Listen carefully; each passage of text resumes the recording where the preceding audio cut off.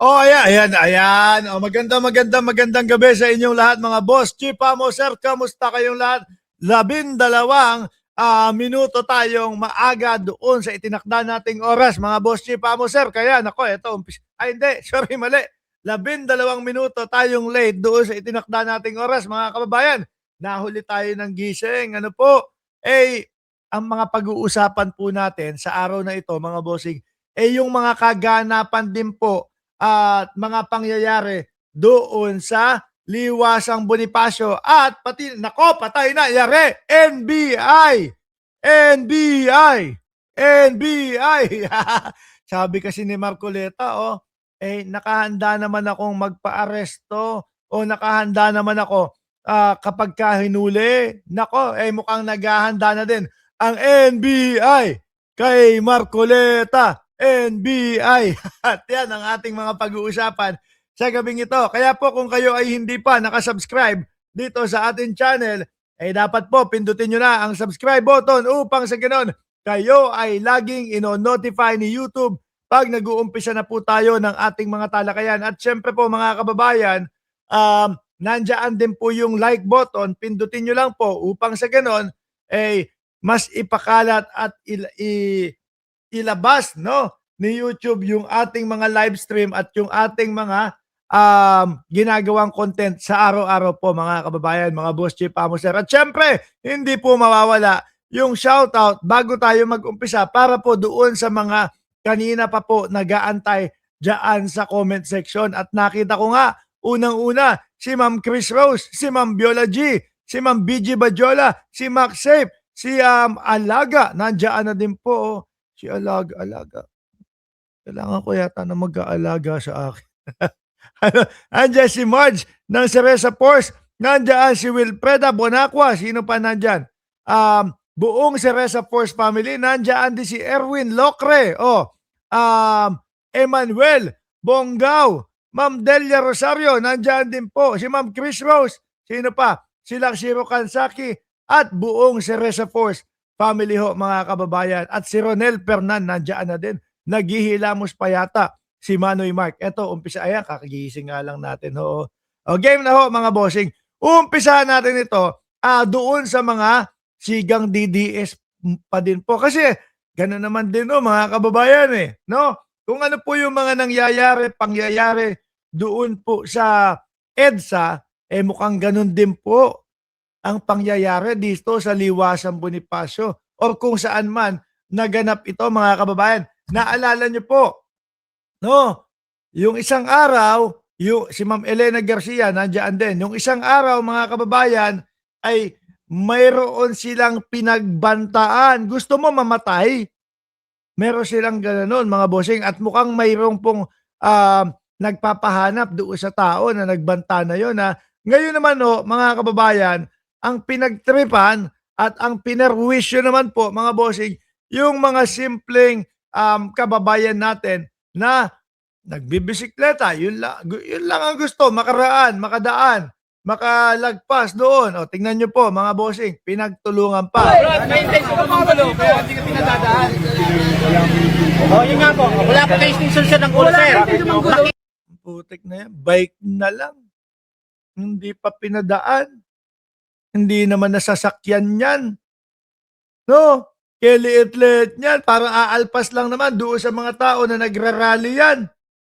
Ang aarte nyo din no? Pagka kinutusan ng mga pag-uulo ninyo, gagalit kayo. Iyakan naman kayo. Matapang kapag kayo nagsama-sama. No?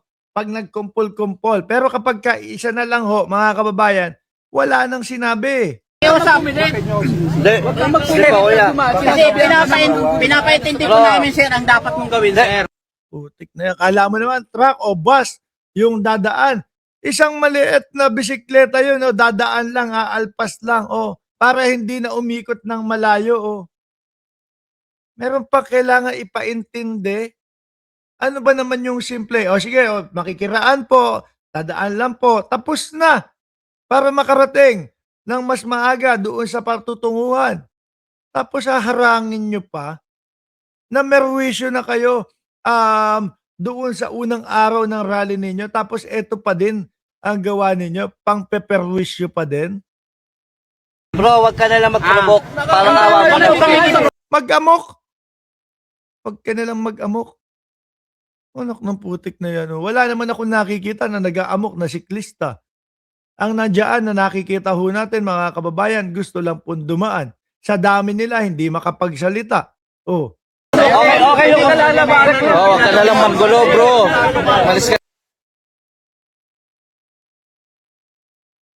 wala ako nakikitang nanggugulo. No?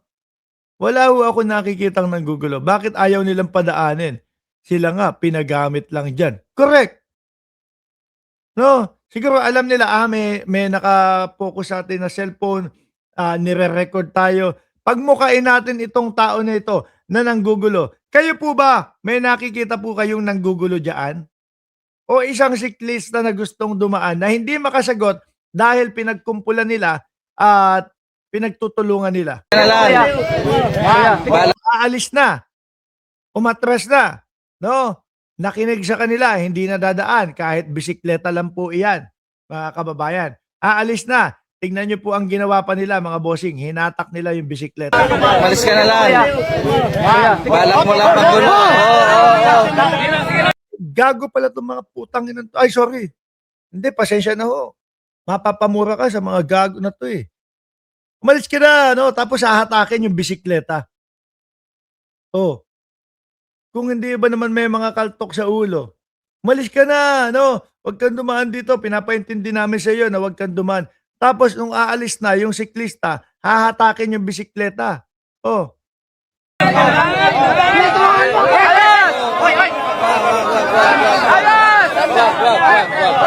Kaya niyo siyang umalis.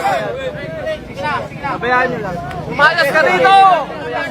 Alis na. Umayas ka na! Hindi, pagpasensya nyo na po ha. Tama yung sinasabi ni Ma'am Merly Belen. Pinagamit sa inyo yung lugar na yan, tapos ang sisiga nyo na, ayaw nyo nang magpadaan. Di ba? Subukan nyo ho, mga kababayan, na nag-iisa lang. Ito yung mga nandyan, pag-iwahiwalayin mo yan. Nag-iisa lang. Tiklop yung mga yan. Mga nakayuko lang ho yung mga yan, mga bossing chipamo, sir. Di ba? Sabi ni Ma'am Marge, mga DDS yan. Ano pa ba naman talaga ang makukuha natin dito sa mga DDS? Di yung mga pasiga-siga na ganyan. Namana nila yan kay Baste Duterte ho, mga kababayan no? Namana nila kay Baste Duterte. Siga. Kapag kayong madaming kasama, kapag kayong nasa telebisyon, kapag ka nagsasalita. Pero kapag kayong pinatulan yung hamon, pag nag-iisa na, pag yung siya na lang ang papanik sa entablado, mga kababayan, para doon sa paboxing ni General Torre, wala na, tumatakas na. Punta na ng Singapore. Ganyan lang din ho yan, yung mga DDS na yan. Sabi ni BG Bajola, wala naman kasing matino sa mga DDS. Sabi ni Addictus Rex, na kanang kamay ni Atty. Claire Castro, number 71 daw, yung kanyang like. Kayo, anong number yung inyong like? No? Alam niyo po, yung simpleng like na yan, pag pindot ng thumbs up button, malaking bagay po yan sa mga content creator na kagaya namin, na gumagawa ng mga araw-araw na mga content at live stream.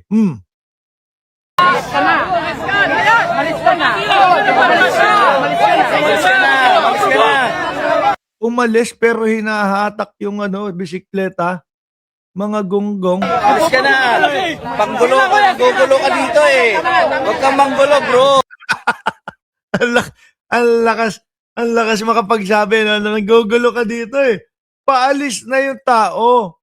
Hinatak nyo yung bisikleta. Makikiraan lang naman. Di ba?